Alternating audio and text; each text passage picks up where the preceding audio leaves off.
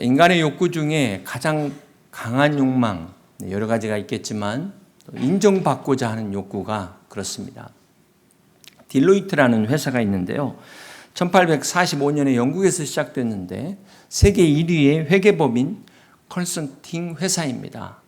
한국 지사로는 IFC에 있다고 하는데 여기에서 이런 설문조사를 한 적이 있습니다. 2년에 걸쳐서 101개국 4,000개 조직을 대상으로 16,000명의 직원을 대상으로 조사를 했는데요. 여기 결과에 의하면 85%가 평상시에도 어떤 특별한 일이 없는데도 고맙다는 말이나 문자를 통해서 인정받기를 바랬다는 것입니다. 또 여기 보면은 직원들이 인정받고자 하는 것이 어떤 성과를 거뒀을 때 새로운 성장 기회를 얻기를 원했다는 것입니다. 페이스북의 경우를 보면은 높은 성취를 보인 직원들에게는 항상 중요한 업무를 맡겼다고 하는데요. 이것을 자신에 대한 인정으로 여기고 적극적으로 수용했다는 것입니다. 이렇게 높은 성과를 보일수록 더 성장할 수 있도록 기회를 주는 방식이 바로 자유민주주의 사회인 것입니다. 공산주의는 망할 수밖에 없는 것이 보상은 없고 일만 내는데 누가 열심히 하려고 하겠습니까? 이처럼 모든 사람에게는 이렇게 인정받고자 하는 식욕과 같은 본능이 있다는 것입니다. 우리 가정에서도 그렇죠. 자녀들은 부모에게 인정받으려고 하고요. 또 남편과 아내도 마찬가지입니다. 교회도 그렇습니다. 교회도 사람들이 모이는 곳이다 보니까 서로 인정받으려고 하는데 그러나 가장 중요한 것은 우리가 누구에게 인정받아야 될까요? 그렇습니다. 살아계신 하나님께 인정을 받아야 되는 것이죠. 성경에 하나님께 인정받은 대표적인 사람이 바로 다윗입니다. 다윗의 믿음에 대해서 함께 같이 살펴보고자 합니다. 오늘 본문 사도행전 13장 22절을 함께 같이 봅니다. 패하시고 다윗을 왕으로 세우시고 증언하여 이르시되 내가 이새의 아들 다윗을 만나니 내 마음에 맞는 사람이라 내 뜻을 다 이루리라 하시더니 성경은 다윗을 가리켜 하나님 마음에 맞는 사람이다 이렇게 소개를 하고 있습니다. 또 우리가 예수님의 여러 가지 호칭 중에 하나가 다윗의 자손 예수여라고 부른다는 것입니다. 여러분 사진을 보시면 이게 이스라엘의 국기죠. 가운데 별이 바로 다윗의 별입니다. 아마 지금도 이렇게 미국 사람, 영어권에 있는 사람들 모인 데 가서 데이빗하고 부르면 반드시 쳐다보는 사람들이 있다는 것입니다. 사람들의 이름 중에 가장 많은 이름이 바로 다윗의 이름입니다. 이렇게 다윗의 이름처럼 저와 여러분의 이름이 하나님 앞에 인정받는 존귀한 이름 되시기를 주님의 이름으로 축복합니다. 자, 그렇다고 다윗이 완벽한 인간이었냐? 성경을 보면 다윗의 실수가 자세하게 빠짐없이 기록이 되어 있습니다. 그런데 문제는 이렇게 실수한 연약한 죄인임에도 불구하고 다윗을 가리켜서 유일하게 하나님 마음에 합한 자다라고 성경이 말씀하고 있다는 것입니다. 자, 그렇다면 무엇 때문에 다윗을 이처럼 귀하게 여기신 것일까요? 오늘 시간상 세 가지만 말씀을 드리려고 합니다. 그 첫 번째가 바로 골리앗의 사건입니다. 다윗과 골리앗 이야기, 세상 사람도 모르는 사람이 없을 정도입니다. 우리는 가끔 스포츠라든지 이렇게 비즈니스에서도 상대가 안 되는 그런 게임 같은 경우, 불리한 경우에 이 다윗과 골리앗의 비유를 사용하고 있는 것을 보게 됩니다. 엄밀히 말하면 이 다윗과 골리앗은 영적 싸움에 관한 이야기입니다. 하나님의 명예와 관련된 그러한 사건입니다. 원래 다윗은 목동이로 군인이 아니었습니다. 그런데 그 아버지 이새가 전쟁터에 있는 형들의 안부를 묻기 위해서 다윗에게 심부름을 보낸 것이죠. 이때 다윗이 전쟁터에 갔다가 목격을 하게 되는데 바로 골리앗이 이스라엘의 하나님을 모욕하는 장면을 목격을 하게 됩니다. 자, 그런데 더 놀란 것은 아무도 이 골리앗에 맞서 싸우려는 사람이 없었다는데 다윗이 더 충격을 받게 됩니다. 자, 여기서 다윗이 결정적으로 골리앗과의 싸움에 나가게 된 동기가 바로 하나님의 명예 때문이라는 사실입니다. 물론 사울 왕이 포상을 내걸었죠. 자기의 딸을 아내로 주는 여러 가지 포상도 있었지만 다윗이 이 포상 때문에 나간 것이 아니었습니다. 그는 살아계신 자기가 믿는 하나님의 명예가 저 이방인들에 의해서 모욕당하는 것을 도무지 참을 수 없었기에 이 골리앗과의 싸움에 나갔다는 것입니다. 바로 이것이 하나님 보실 때 다윗이 하나님 마음에 합한 가장 중요한 첫 번째 동기입니다. 여러분, 대부분의 사람들은 남의 싸움에 간섭하기를 꺼려합니다. 잘못 우리가 간섭했다가 무슨 험한 꼴을 당할지 모르기 때문에 그렇습니다. 그런데 지금 다윗은 자신의 명예가 아니에요. 하나님의 명예가 훼손된 것에 목숨을 걸고 골리앗과의 싸움에 뛰어들었다는 것입니다. 이것이 바로 다윗의 용기입니다. 이것이 바로 다윗이 하나님 마음에 합했던 가장 중요한 결정적인 이유였다는 것입니다. 자, 그럼에도 불구하고 다윗이 골리앗과 싸우기 위해서는 이 두 가지 방해를 넘어서야 했습니다. 첫 번째가 사무엘상 17장 28절의 말씀입니다. 큰형 엘리압이 다윗이 사람들에게 하는 말을 들은지라 그가 다윗에게 노를 바라여 이르되 내가 어찌하여 이르러 내려왔느냐 들에 있는 양들을 누구에게 맡겼느냐 나는 내 교만과 내 마음의 완악함을 아노니 내가 전쟁을 구경하러 왔도다. 첫 번째 방해는 큰형 엘리압의 방해였습니다. 지금 제일 큰 형이 동생 다윗을 무시하고 있잖아요. 이 엘리압은 그 8형제 중에 장남으로서 사무엘 선지자가 왕으로 기름 붓기 위해 왔을 때 자기가 자기에게 기름을 부을 줄 알았는데 그만 막내인 다윗에게 기름을 부은 이 사건 결코 잊지 못했을 것입니다. 어쩌면 그 마음의 상처가 시기심이 되어서 이렇게 다윗을 무시하고 있는지도 모릅니다. 자, 그런데 우리가 여기서 기억해야 될 것이 우리가 믿음을 가지고 용기를 가지고 나아갈 때 반드시 시기하는 사람이 있다. 무시하는 사람이 있다는 것입니다. 네가 뭐 한다고 그래? 그러면서 우리의 자존심을 막 꺾어버리는 그런 무시를 당할 수 있다는 것입니다. 특별히 남에게 인정받고자 하는 욕구가 클수록 더 상처를 받는다는 것입니다.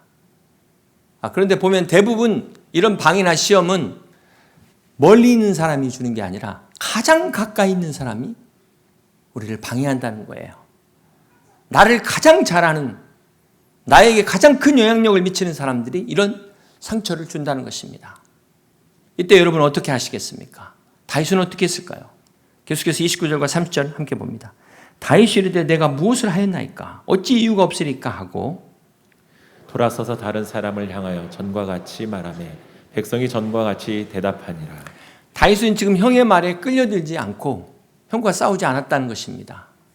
자, 이것은 다윗은 자신의 적이 형 엘리압이 아니라 골리앗이라는 사실을 분명히 알고 있었어요. 우리는 간혹 교회 안에서 우리의 싸움의 대상이 영적인 악한 마귀라는 것을 잊어버리고 성도들끼리 싸우는 사람들이 있어요. 이거야말로 정말 누가 아군이고 적군인지를 구별하지 못하는 첫 번째 시험에 이미 넘어진 겁니다. 골리앗과 싸워보지도 못하고 넘어져 버린 거예요. 여러분 한번 생각해 보십시오. 지금 다윗이 골리앗과 싸워야 하는데 지금 형 엘리압과 싸우고 있다고 한번 생각해 보세요. 싸울 상대가 아닌 사람과 싸우다가 진짜 싸워야 될 대상하고는 아예 싸움도 시작 못 해버리는 이거야말로 진짜 실패 아니겠습니까? 사소한 문제에 얽매여가지고 엉뚱한 문제에 휘말려가지고 진짜 중요한 문제는 손도 못 대는 거예요. 이것이 다 사단의 전략이라는 것입니다. 마귀의 계략이라는 것입니다. 이것이 다윗의 첫 번째 방해였습니다. 다윗이 골리앗과 싸울 때 두 번째 방해는 무엇이었을까요? 사울왕이 골리앗과 싸우는 자에게는 포상을 하겠다고 하는데도 아무도 지원자가 안 나타나는 거예요. 그런데 지원자가 나타났다고 하니까 너무나 기뻐가지고 와보라고 해서 보니까는 그만 어린 다윗이 서 있는 거예요. 딱 봐도 이거는 뭐 상대가 안 되는 정말 기가 찬 노릇이기 때문에 사울왕이 허락하지를 않습니다. 이때 다윗이 어떻게 합니까? 자기가 양을 칠 때 사자와 곰을 물리쳤다는 이야기를 하면서 그렇게 용기 있게 이야기를 하니까 이 사울왕이 어떻게 할 방법이 없잖아요. 마저못해 허락을 하면서 자신의 갑옷을 내어줍니다. 자, 이때 다윗이 사울의 갑옷을 입어보고는 그만 도로 벗는 거예요.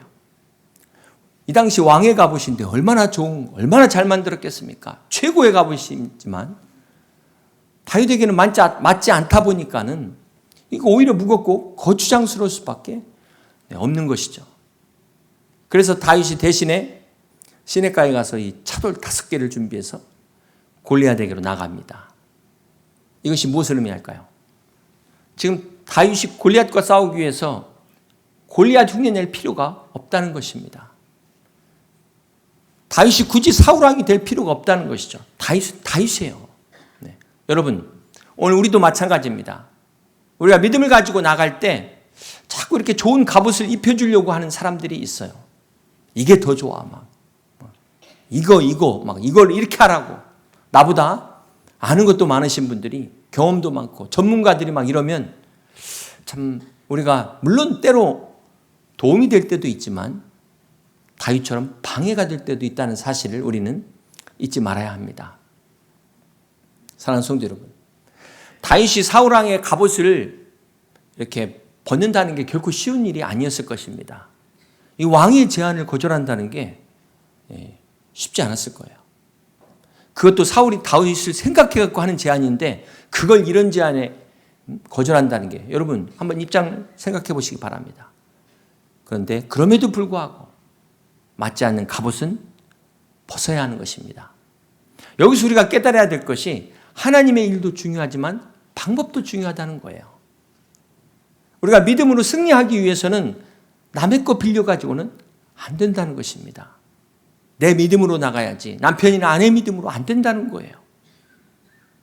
그리고 아무리 좋은 무기도 사용법을 알아야 되지 않겠습니까? 익숙해야 되잖아요. 그렇지 않으면 아무리 좋은 무기도 무용지물이 되는 것입니다. 여러분, 하나님이 우리에게 주신 무기가 있잖아요. 믿음의 무기들. 다윗은 지금 승리의 방해가 되는 이 사울의 갑옷을 벗어버렸습니다. 그런 것처럼 우리도 나에게 맞지 않는 그런 방법은 버려야 하는 것입니다. 특별히 이 세상의 방법이 아니라 하나님의 방법, 믿음의 방법으로 나아갈 때 오늘도 우리의 대적 골리앗을 우리는 무너뜨릴 수 있음을 믿으시기를 바랍니다. 사랑하는 성도 여러분, 다윗과 골리앗의 싸움은 100이면 100, 누가 봐도 누가 이기는 거죠? 골리앗이 이기는 겁니다. 골리앗. 우리는 지금 결론을 이미 알고 있기 때문에 감동이 없지만 이렇게 어린 소년 다윗이 저 거인 골리앗을 물리쳤을 때 얼마나 많은 사람들이 놀랐을까요? 자, 그렇다면 이 다윗이 어떻게 저 골리앗을 물리칠 수 있었을까요? 이 승리의 요인이 무엇이었습니까? 우리 사무엘상 17장 45절을 함께 같이 봅니다. 다윗이 블레셋 사람에게 이르되 너는 칼과 창과 단창으로 내게 나아오거니와 나는 만군의 여호와의 이름 곧 내가 모욕하는 이스라엘 군대의 하나님의 이름으로 내게 나아가노라. 자, 다윗의 승리의 첫 번째 요인은 그가 하나님의 이름으로 나아갔다는 것입니다. 이 골리앗과의 전쟁은 어떤 전쟁이라고 그랬어요? 하나님의 명예가 달린 그러한 싸움인데 거기에 바로 하나님의 이름으로 나갔다는 거예요. 그러니까 이 전쟁은 반드시 승리할 수밖에 없는 그런 전쟁이었다는 것입니다. 이것이 첫 번째 승리의 요인이고요. 두 번째는 우리가 이 군사학적인 측면에서 본다면 고대 전투의 특징이 육탄전으로 벌리는 보병전입니다.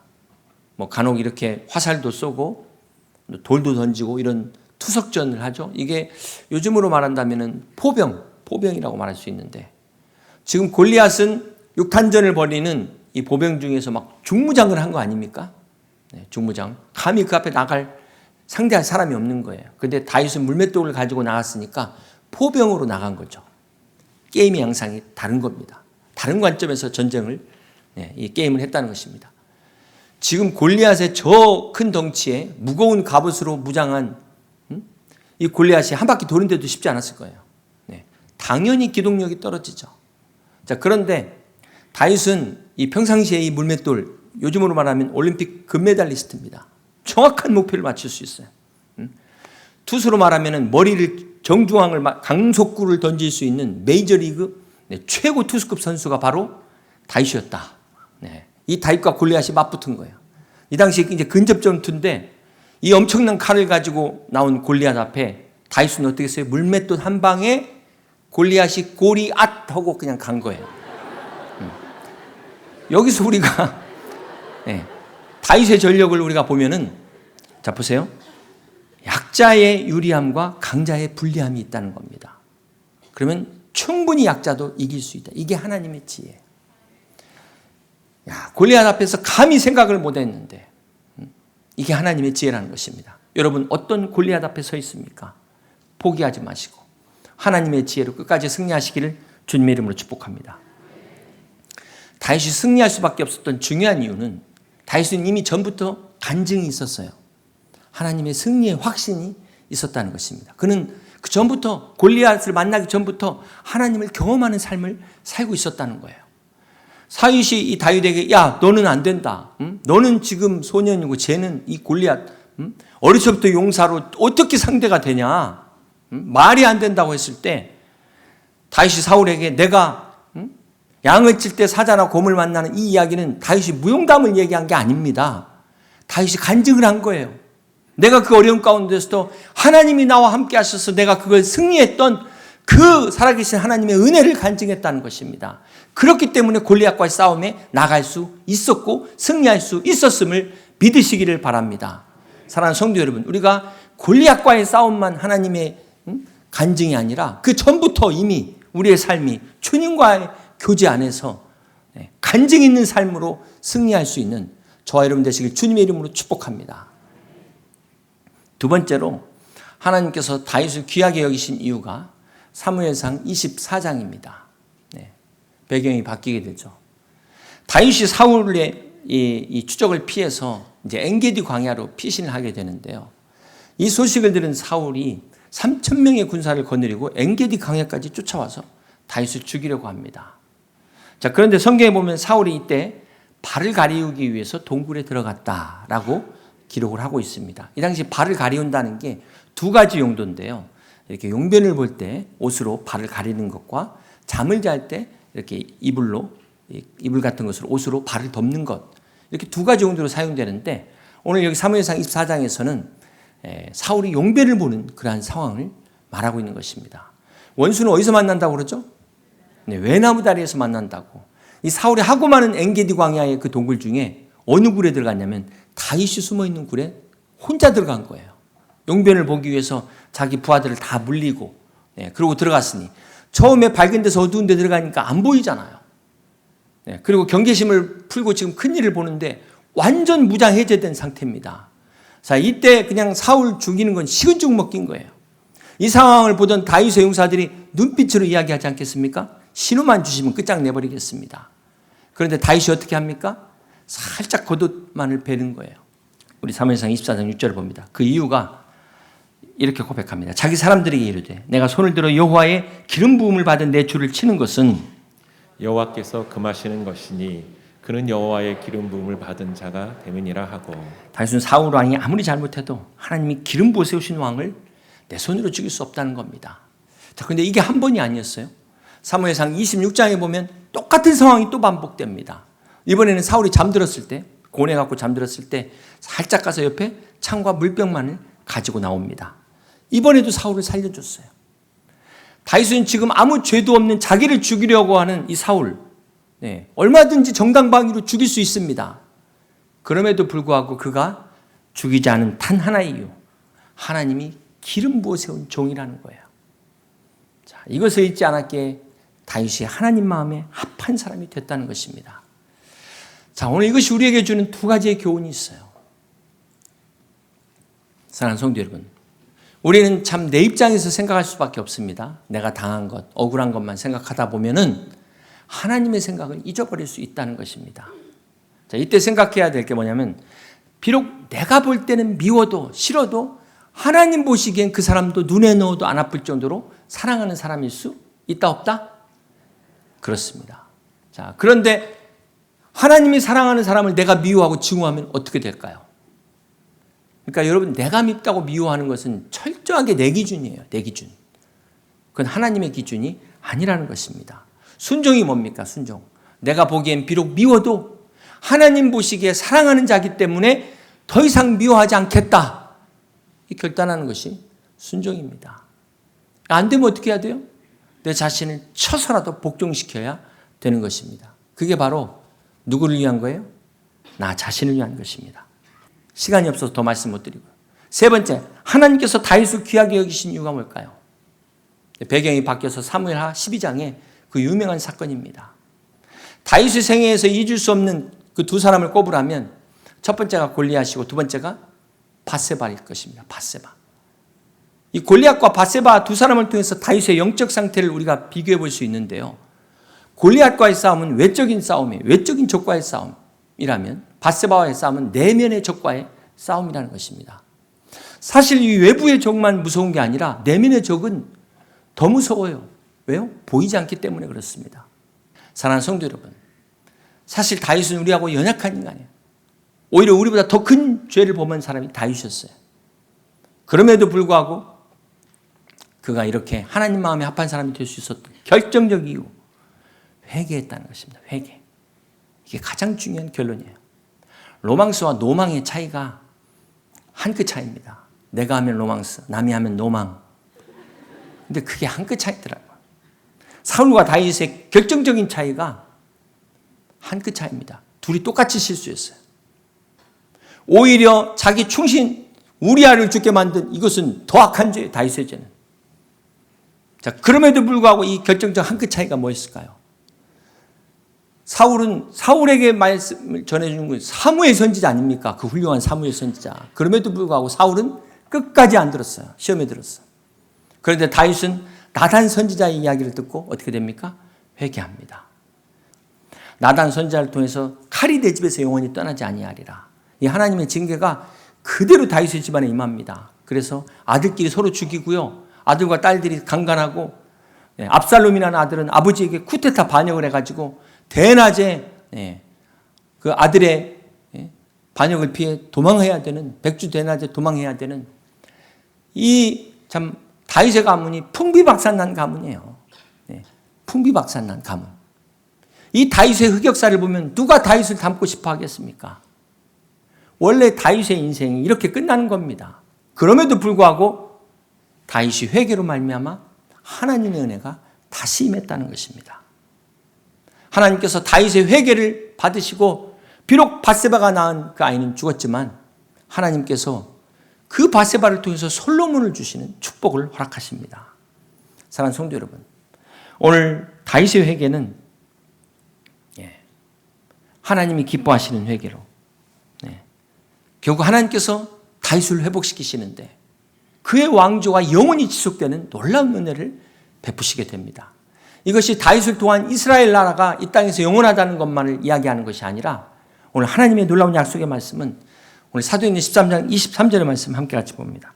하나님이 약속하신 대로 이 사람의 후손에서 이스라엘을 위하여 구주를 세우셨으니 곧 예수라. 그렇습니다. 바로 온 인류의 구원자가 되시는 예수 그리스도가 다윗의 후손을 통하여 오심으로 하나님의 나라를 이루는 축복을 허락하셨다는 것입니다. 그렇습니다. 이것이 다윗의 회개를 통하여 주신 하나님의 축복입니다. 사랑하는 성도 여러분, 이제 말씀을 정리합니다. 오늘 다윗의 회개가 우리에게 주는 교훈이 무엇입니까? 회개는 살아계신 하나님과의 관계를 회복하는 것입니다. 하나님이 나의 삶의 1순위라는 우선순위를 확인하는 것입니다. 이것이 진정한 회개의 의미인 것입니다. 이 시간 예수 그리스도의 그 십자가의 은혜로 우리의 모든 죄가 깨끗이 사함 받으셔서 그리스도 예수 안에서 하나님과의 관계가 회복되시는 여러분 되시길 주님의 이름으로 축복합니다.